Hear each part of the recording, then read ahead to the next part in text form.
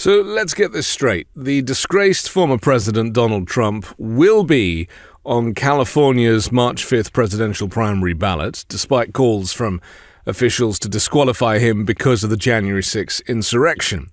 But at the same time, the Colorado Supreme Court has decided in a 4-3 ruling to disqualify Trump from the state's primary ballot there. So you've got the Colorado Republican Party appealing that ruling to the U.S. Supreme Court, which may be the final decider on the issue. The Supreme Court, of course, which is stacked with far-right Christian nationalist conservatives, 3 of which were put in by Donald Trump himself. So they owe Donald Trump a debt of gratitude. And then we have Maine, where the removal of Trump from Maine's presidential ballot, according to Ron DeSantis, opens Pandora's box.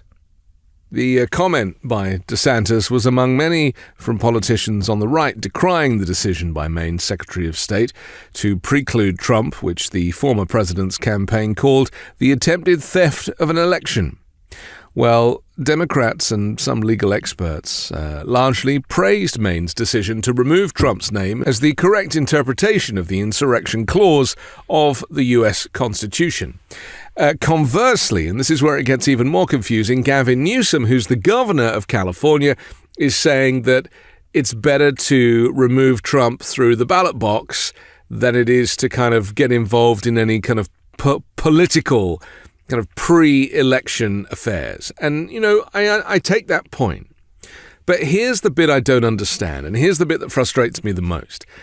Donald Trump is on film standing up in front of the U.S. Capitol, effectively encouraging an insurrection, asking people to go to the Capitol and take the country back, and if you don't fight like hell, you're not going to have a country anymore, and I'm going to go with you, and all that stuff. You have him at the center of this scheme to overturn the election by sending a slate of false electors for the vice president to certify in the chamber. So, you know, his fingerprints are all over this. There is no doubt in anybody's mind that Donald Trump committed an insurrection against the United States, which goes against the requirements of his oath of office. If you read the Constitution, which is not something that Donald Trump has ever done, so I'm sure he doesn't think it applies to him, in the same way that he thought he could make COVID go away just by squinting, he has this kind of, all-powerful, all-encompassing energy. And he claims that, if he says it, if he thinks of it, then it must be true. Like the way he invented the word caravans to describe migrants crossing the southern border. He is a man out there on his own. He thought that stealth bombers were actually invisible. So, we can't really ask him for advice in a situation like this. But, when the evidence is clear and when there is a video and multiple videos of Donald Trump actually engaging in insurrection, the fact that he was acquitted in the Senate, as an insurrectionist is not the point. He was impeached twice, in fact, but he was impeached for insurrection. And as far as I'm concerned, as an onlooker, as a bystander, when you engage in insurrection, you cannot be on the ballot. It nulls and voids your ability to run for office.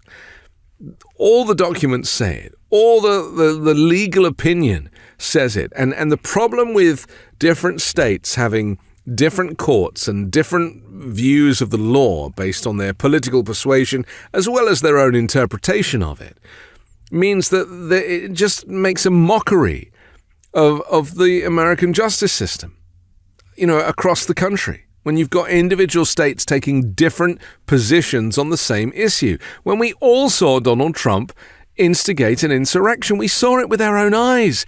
We watched it live on television. And, he's still doing it, saying that the election was rigged and, he hasn't stopped. It's not like he was like, I think I probably shouldn't be saying this stuff if I want to run again. He's still engaging in insurrection, as are all of his surrogates. They are still engaging in insurrection. And isn't this the problem? That for him to be doing something that is so clear And then for legal people or for, local Supreme Courts to be making different decisions in different jurisdictions, it just really makes a mockery of the whole system. And, the country is not one nation. It is 50 different mini countries.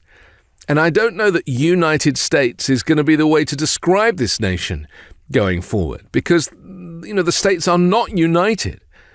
They are separate. Their views are separate. The way they interpret the law is separate. The fact that you can get an abortion in one state and not in another makes them separate. The fact that you can, and going forward, you're not going to be able to marry who you want to marry or love who you want to love in a certain state. So you'll have to go elsewhere. You see, this change, this kind of state warfare, we've heard about it. Marjorie Taylor Greene talked about it. But when it comes to the law, when it comes to justices, when it comes to senior people in politics, it has to be the same narrative. It has to. It doesn't make sense that you think it's an insurrection and you don't think it's an insurrection when we all watch an insurrection on television.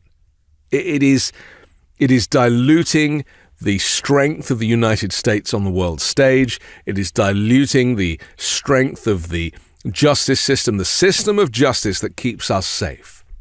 So what's it going to be? I guess Gavin Newsom has a point, and that is that maybe the ballot box is the best place to decide who wins and who really loses. I'm Anthony Davis. You can hear me every day on the 5-Minute News Podcast, on Wednesdays co-hosting Uncovered, and on Sunday on The Weekend Show with MeidasTouch. Thanks so much for watching. We're only a few subscribers short of 2 million subs. Please subscribe right now to the MeidasTouch YouTube channel for free and help us grow this unapologetically pro-democracy network.